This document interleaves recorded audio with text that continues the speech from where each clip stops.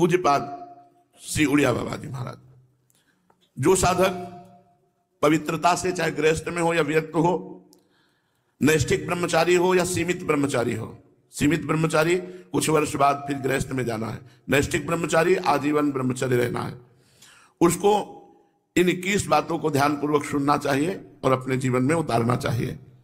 पहली बात ये समझ लो कि वीर्य, प्राण और मन तीनों का एक तारतम्य है। ये परस्पर इनका घनिष्ठ संबंध है। इनमें से एक भी बिगड़ा तो तीनों बिगड़ जाएंगे। वीर्य बिगड़ा तो प्राण शक्ति कमजोर हो जाएगी, मन चंचल, अशांत, मलिन, पाप में हो जाएगा। मन बिगड़ा तो आपके प्राण कमजोर हो जाएंगे, वीर्य स्तंभित करने की शक्ति नष्ट हो जाएगी, वीर्य रोकने की शक्ति नष्ट हो जाएगी। प्राण स्थूल हुए तो मन चंचल हो गया, वीर्य नष्ट। तीनों का घनिष्ठ संबंध है। इसलिए एक को दृढ़ कर लो, किसी एक को, तो आपका सब संभलना शुरू हो जाएगा। मन को श्री जी के नाम में लगा दो, या प्राणवायु का संशोधन नाम जप करते हुए करो, या ब्रह्मचर्य पर दृष्टि डाल दो। एक ठीक हो जाएगा तो तीनों ठीक हो जाएंगे। मन शांत हो जाएगा, प्राण सूक्ष्म हो जाएंगे, यदि ब्रह्मचर्य ठीक है तो। पहले ब्रह्मचारी को कब्ज से बचना चाहिए। बहुत सहज सरल उपाय है कब्ज नष्ट होने का, इसका हमने वर्षों प्रयोग किया है। वो छोटी हर पीस लीजिए, मिक्सी में पीस लीजिए या सलबट्टा से पीस लीजिए, सहज पीस जाती है। उसको एक डिब्बे में रख लीजिए और ईसबगोल की भूसी, एक कटोरी में 2 चम्मच ईसबगोल की भूसी डालिए और 1 चम्मच या 1.5 चम्मच छोटी हर डालिए। दोनों को मिला दीजिए और पाउडर ऐसे थोड़ा मुंह में डालिए और दूध से ऐसे ऐसे करके फिर लीजिए, फिर डाल लीजिए। 2 बार में, 3 बार में, 1 बार में, जितने में आप आ जाए। और 250 ग्राम दूध, ज्यादा दूध नहीं, 250-300 ग्राम दूध ले लीजिए और इसको 1 हफ्ता लेते रहिए। अपने आप आंतों को सही करके कब्जियत नहीं होने पाएगी। मल अवरुद्ध होना ही ब्रह्मचर्य के स्तंभित करने में बहुत परेशानी हो जाएगी, क्योंकि वो गर्म और बहुत विकार युक्त होता है। जो कब्ज है कई रोग पैदा कर देती है। इसलिए ब्रह्मचारी को चाहिए कि प्रातः काल उठकर कम से कम 500 ग्राम पानी हल्का सा गर्म करके वज्रासन में बैठ करके धीरे धीरे 5-10 मिनट में पीना चाहिए। फिर 200-400 कदम टहल करके फिर शौच जाना चाहिए। आप देखना, आप कब्जियत की शिकायत खत्म हो जाएगी अगर आप ऐसे करेंगे। दूसरा, मैदा और पकवान और चाय, ये कब्ज बनाने वाली चीजें ब्रह्मचारी को नहीं लेनी चाहिए। जब तक 50 की आयु ना हो जाए तो चाय पीना ही नहीं चाहिए, चाय की जरूरत ही नहीं है। 50 के बाद ठीक है, 50 वर्ष की आयु हो गई, अब उसके बाद थोड़ा शरीर गर्म करने के लिए लेने लगी, कोई बात नहीं। लेकिन जवान साधक को चाय आदि की जरूरत नहीं है बेमतलब में। कुछ साधक काफी, और ये सब चीजें उनकी हैं जो बहुत ऑफिस में काम कर रहे हैं, जग रहे हैं, थोड़ी चाय ले ली, फिर गर्म हो गए, फिर सेवा में लग गए। साधक को नहीं लेना चाहिए। ब्रह्मचारी को चाय, कॉफी, ये चीजें, कोई भी व्यसन नहीं लेना चाहिए। तीसरा, अत्यंत आवश्यक हो तो किसी को छुओ, नहीं छुओ मत। रोगी को छूने के लिए कोई परहेज नहीं है। मान लो कोई रोगी है, आप सेवा में लगे हो, तो उस समय कोई परहेज नहीं, पूरे बिल्कुल प्यार से उसकी सेवा करो, कहीं कोई तुम्हारा नुकसान नहीं होगा, क्योंकि भगवत भाव से सेवा कर रहे हो। आपने किसी को छुआ तो परेशानी हो जाएगी। इसीलिए बच के भगवत मार्ग में चलना है, तो बच के। अब वो कैसी पवित्रता से है, कैसे विचार वाला है, कैसे आचरण करता है, उसके सारे परमाणु शरीर में, आप टच करेंगे वो परमाणु आप में आ जाएंगे, बच के। चौथा, किसी से अश्लील बातें मत करो। ब्रह्मचर्य रहना है तो गंदी बातें, भोग संबंधी बातें, अश्लील बातें ना करें। 5वां, बाल काढ़ना, काला लगाने लेना बालों में, मांग का, ये सब बिल्कुल नहीं। कपड़े, इसी 5वें में बाल, कपड़े, श्रृंगार, शौक, शौकीनी, ये सब ना करें, क्योंकि ऐसा करने से शरीर, मन, बुद्धि, ये तीनों रजोगुण से युक्त हो जाते हैं और साधक का पतन होने लगता है। एक साधक को देखा, और स्वर्ण के ऐसे आभूषण का, किस लिए भाई? बोले निषेध है क्या? बिल्कुल निषेध है। रज के पात्र में पाने का आदेश है, धातु के किसी भी तरह के व्यवहार को मना किया गया है। तो फिर तो महंगी वस्तुएं, इनको धारण करने की जरूरत ही नहीं है। शरीर राग त्यागना ही तो वैराग्य है। क्या कपड़े बदल लेना केवल वैराग्य है? शरीर राग त्यागना, गर्मी सर्दी सहना, गाली अपमान सहना, दुख सहना, यही हमारा परम धर्म है। दुख सहना, तिरस्कार, अपमान, निंदा, ये जब हम सहते हैं तब हमारा परमार्थ पुष्ट होता है। छठवां, वही वस्तु पाओ जिसमें तुम्हें ज्यादा स्वाद न मिले और तुम्हारा स्वास्थ्य ठीक रहे। तुम्हारा शरीर बलयुक्त हो, सात्विक भोजन हो और स्वाद रहित भोजन हो। तो ऐसी चीज मत खाओ पियो जो तुम्हें बहुत पसंद है। सात्विक भोजन करो जो स्वाद रहित हो। सातवां, इत्र, फुलेल, सुगंधित द्रव्यों का लेपन बिल्कुल निषेध है ब्रह्मचारी के लिए। सुगंधित द्रव्य लगाना, इत्र फुलेल लगाना, ये बिल्कुल निषेध है, नहीं लगाना चाहिए। आठवां, प्रतिदिन नियमानुसार व्यायाम करें। व्यायाम बहुत बार साधकों से कहते करो। देखो, एक मोटरसाइकिल भी सुबह जब स्टार्ट की जाती है बहुत जोर से स्टार्ट की जाती है, खड़े खड़े उसको बहुत, वो एकदम गर्म हो गई चल दी, तो ऐसे बहुत जोर से आधा घंटा स्टार्ट हो, दंड बैठक मारी, पसीना पसीना हो गए, सर के बल खड़े हुए, और भी आसन, प्राणायाम, व्यायाम, अगर ये करोगे व्यायाम तो ब्रह्मचर्य बहुत पुष्ट है। जवान को जवान तो 100-500 दंड मारी, 100-500 बैठक मारी, तब समझ में आता है हाँ ब्रह्मचारी, समझ में आवे कि ब्रह्मचारी। व्यायाम करो, प्राणायाम करो, करो, मानो हमारी बात। हर साधक को, चाहे गृहस्थ साधक को, चाहे व्यक्ति, व्यायाम तो करना ही चाहिए। बहुत बड़ी औषधि व्यायाम है। प्रतिदिन नियमानुसार व्यायाम करो और भोजन उतना पाओ जितना आराम से पच जाए। 9, अच्छी तरह चबा चबा करके भोजन करो। कोई कोई तो ऐसे भोजन करते हैं कवल गया वो अंदर गया। भगवान अंदर कोई मशीन कटिया काटने की थोड़ी लगी, आते हैं 32 दांत भगवान ने इसलिए दिए कि 32 बार एक कवल को चबाओ, एकदम महीन लुगदी करके। 2 रोटी भी अगर ऐसे पाओगे तो बहुत बड़ा असर करेंगे, वो आपका पौष्टिकता बढ़ाएंगे। अरे जल्दी जल्दी जल्दी जल्दी, शास्त्र कहता है थोड़ा आहार करो लेकिन खूब चबा चबा करके आहार करो। और दांत सफाई रखनी चाहिए। पाचन शक्ति पर बहुत प्रभाव पड़ता है जब आप चबा के नहीं पाते हैं। कुछ दिन बाद आपका लीवर गड़बड़ हो जाएगा।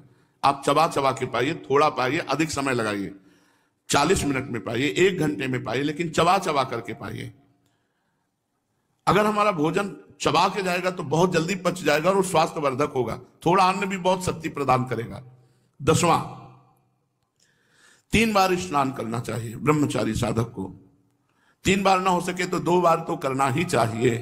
हमें लगता है 2 बार तो प्राय सब लोग करते हैं, क्योंकि प्रातः स्नान और शाम के जब वाणी पाठ में आते हैं तो सब स्नान तिलक करके आते हैं। 11वां, अपने विचारों को रात्रि के सोते समय जांच कीजिए कि कितने मिनट गंदे विचार आए, किसके संग से आए, क्यों आए, कैसे हटाना चाहिए। 12वां, जहां रह रहे हो ऐसे स्थान पे होना चाहिए जिससे आपको शुद्ध वायु मिलती रहे। एकदम लॉक आसपास से बंद ऐसा नहीं, ऐसा होना चाहिए जिससे वायु क्रॉस होती हो। और वायु क्या है उसको कहते हैं अंग्रेजी में, हाँ जो है, हाँ वेंटिलेशन वो हवा क्रॉस होती हो, वेंटिलेशन, हाँ हवा क्रॉस होती हो, ऐसा रखना चाहिए अपने कमरे का कि एक दरवाजा खोल दिया, खिड़की खोल दिया, थोड़ा वायु शुद्ध आती रहे। 13वां, प्याज, लहसुन, ये चीजें भोजन में नहीं होनी चाहिए। अब इसके आगे वाली तो क्या वर्णन करें, मांस मछली, ये तो कभी नहीं खाना चाहिए, खाना ही नहीं चाहिए किसी को भी। प्याज लहसुन घोर तमोगुण पैदा करता है, इसे नहीं खाना चाहिए, ये संतों ने वर्जित किया है। इसमें कोई पाप नहीं है खाने में, पर ये तमोगुण है और भजन में बहुत विरोधी है, इसलिए इसे नहीं पाया जाता। जैसे कुछ संत सलगम नहीं पाते, गाजर नहीं पाते, बैंगन नहीं पाते, क्योंकि इनमें तमोगुण उत्पन्न होकर के भजन विरोधी वृत्ति आने की संभावना है। प्याज लहसुन तो खुला सब संतों ने निषेध किया है, जो हमारे भागवतिक मार्ग में चलने वाले हैं। रात को रसेदार शाक या दही या छाछ नहीं खाना चाहिए रात के समय।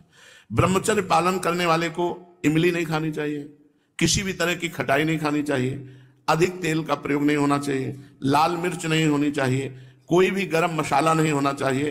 अरे बहुत बड़ा व्रत है ब्रह्मचर्य। ये अत्यंत आवश्यक है कि रात्रि में यदि आप दूध लें तो ना ठंडा होना चाहिए ना गर्म होना चाहिए, बस ऐसे कोश आया होगा, हल्का सा गर्म कर, और उसे पी के 30 मिनट टहलना चाहिए, तब शयन करना चाहिए। दूध पी के 30 मिनट टहलना चाहिए। 14वां, दोपहर के समय भोजन के बाद चाहे 15 मिनट ही विश्राम करना चाहिए। वैसे वर्णन है 16 दाई करवट, 32 श्वास सीधे और 64 बाई करवट, इतने में 15 मिनट हो जाएंगे, या कम में भी हो सकता है। कम से कम भोजन के बाद 15 मिनट तो विश्राम करना ही चाहिए मध्याह्न में। यदि रात्रि में आप जगते हैं तो मध्याह्न में सो सकते हैं। सायंकाल के भोजन में बहुत सात्विकता होनी चाहिए, कोई भी गरिष्ठ पदार्थ नहीं होना चाहिए। सायंकाल तो बस मूंग की दाल और रोटी, 2 रोटी ले ली, मूंग की दाल ले ली बस। अब शयन के समय 250 ग्राम, आधा लीटर दूध हो गया, बहुत हो गया। अब देखो इतना सब खान पान है और ना तो शरीर में मांस है और ना चेहरे पे तेज है, तो खान पान का मतलब क्या, बहुत ज्यादा बोझा डाला जा रहा है। थोड़ा खाओ भी तेज जागृत होगा। 15वां, दिन में नहीं सोना चाहिए। अब ये अभ्यास किया है तो रात्रि में जगने पर भी दिन में नहीं आती ही नहीं है। जैसे लेटे भी ला तो एक ऐसी सरसराहट सी शरीर में होती कि उठ के बैठ गए, कभी टहल रहे, पूरी दोपहर ऐसे कटती है। रात्रि में 8, 9, 11, 12 जगने के टाइम, ये 11 और 12 के बीच में, 8, 9 के बीच में शयन करना। मध्याह्न में 1 मिनट भी नींद नहीं। अभ्यास योग युक्तेन चेतसा नान्यगामिना, अभ्यास किया जाए तो हम हर विषय पर विजय प्राप्त कर सकते हैं। तो रात्रि में जो बहुत जगते हैं, मान लो सेवाएं हैं, पूरा का पूरा श्री जी का श्रृंगार करते हैं बच्चे, जो साधक संतजन, उनके लिए है कि आप 3 घंटे सो सकते हैं। रात्रि में बिल्कुल शयन नहीं हुआ तो दिन में आप आराम कर सकते हैं, सो सकते हैं। और जिनको रात्रि में 4 घंटे सोने को मिला, 5 घंटे, वो 15 मिनट विश्राम करके बस बैठ जाओ, इतना भोजन पाओ, 15 मिनट विश्राम किया, 16 श्वासें दाहिनी करवट, 32 श्वासें शवासन में सीधे और 64 श्वासें बाएं करवट में, इतने में आपका शास्त्रीय सिद्धांत से विश्राम मध्याह्न का हो जाएगा। 16वां, भोजन के पहले लघु शंका कीजिए, अच्छे से हाथ धोइए, पैर धोइए, हाथ धोइए, कुल्ला कीजिए, तब भोजन पाने जाइए। भोजन के तुरंत बाद लघु शंका कीजिए, इससे आपके शरीर में कभी गर्मी नहीं चढ़ेगी, पित्त नहीं बढ़ेगा, कब्ज नहीं बनेगी। और शयन करने के पहले लघु शंका करके फिर आप जाइए, जनेंद्रिय को शीतल जल से प्रक्षालित कीजिए। 17वां, 64 श्वासें बाएं करवट के बाद अगर आपको रात्रि में सोना है तो फिर दाईं करवट में तुरंत हो जाइए। बायां स्वर शीतल नाड़ी चलेगी, चंद्र नाड़ी, इससे आपको स्वप्न दोष नहीं होगा। आप देख लीजिए ऐसा करके, 16 श्वासें दाईं करवट, 32 शवासन, 64 बाईं, और अब सोना है आपको तो तुरंत फिर दाईं करवट हो जाइए और दाईं करवट सोने का अभ्यास कीजिए। जो 18वां, रात्रि में पहली नींद के बाद जहां नींद खुल जाए दोबारा मत सोइए, बैठ जाइए आसन पर और जप कीजिए, भजन का अभ्यास कीजिए। ये जीवन भर रही है वाणी हमारे साथ, तो यही अभ्यास पूज्य पादुड़िया बाबा की आज्ञा से, यही अभ्यास आज भी यही अभ्यास भगवत कृपा से है।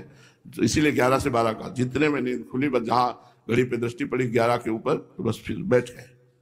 बराबर तो बैठ नहीं सकते, घंटा 2 घंटा, तो फिर थोड़ा 4 कदम टहले, फिर बैठ गए।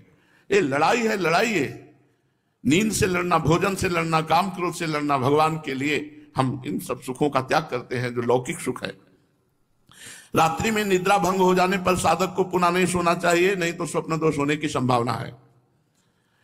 साधक को चाहिए समाचार न सुने, टीवी न देखे, कोई सीरियल न देखे, अश्लील पुस्तकें न पढ़े, ये नहीं करना चाहिए, साधक को नहीं करना चाहिए। हमें सब कुछ भूलकर अपने प्रभु की याद में डूबना, चाहे गृहस्थ हो चाहे विरक्त हो। 20, किसी भी तरह का मनोरंजन न करें। कई प्रकार के सांसारिक खेल हैं, उन मनोरंजन न करें। मनोरंजन करने से सांसारिकता बढ़ती है, भजन की गंभीरता नष्ट हो जाती है। यदि आपको समय ऐसा है कि हमारे पास समय है 1 घंटा हम समय, तो आप कोई फुलवाड़ी लगा लीजिए, अगर जगह है उसको सींचिए, आप श्री जी के लिए जो वाटिका है उसकी सेवा कीजिए, सोनी लगा दीजिए, पोछा लगा दीजिए, दीवालों को साफ, मतलब किसी क्रिया में लग जाइए, मनोरंजन मत कीजिए। 21वां, किसी की निंदा मत कीजिए, किसी की समीक्षा मत कीजिए, ब्रह्मचारी है कि नहीं, और किसी भी सांसारिक उत्सव में सम्मिलित नहीं होना चाहिए। श्राद्ध है, पितृ तर्पण है, ब्याह है, पार्टी है, किसी भी तरह के इसमें नहीं सम्मिलित नहीं होना चाहिए। हमें सम्मिलित होना है भगवत भक्तों की, जहां लीला कथा हो रही भगवान की, उस सभा में, हमें सांसारिक संबंधों की सभाओं में नहीं। लो बाबा निमंत्रण है, आप आ जाइए ब्याह में, किसी के भी ब्याह में सम्मिलित होना, पार्टी में सम्मिलित होना, मुंडन के उत्सव में सम्मिलित होना, पितृ तर्पण आदि के, श्राद्ध आदि के, किसी में भी नहीं, किसी भी ऐसे उत्सवों में सम्मिलित नहीं होना जिनका संबंध संसारिक क्रियाओं से है। ब्रह्मचारी उपासक को चाहिए कि बस केवल भगवत भक्तों की जहां मंडली है, भगवत चर्चा है, रसिक मंडली में या तन को नीके ढंग लगाओ, क्योंकि वहां आपकी वासनाएं नष्ट होंगी और भगवत आराधना होगी। पार्टियों में जाओगे, लोग ऐसे वैसे, रजोगुणी कपड़े, रजोगुणी भोजन, तुम्हारा बुद्धि चलायमान हो जाएगी। क्या हुआ? रसेंद्री का ही तो स्वाद है। अरे मारो घाटी नीचे माटी, बस ऐसे 2 अंगुल जीभ का स्वाद है, यहां से गया खत्म, नरक। तुरंत उल्टी करो तो गंदा, और 6 घंटे रुक जाए तो गंदा ही गंदा। काहे को अपनी इंद्रियों को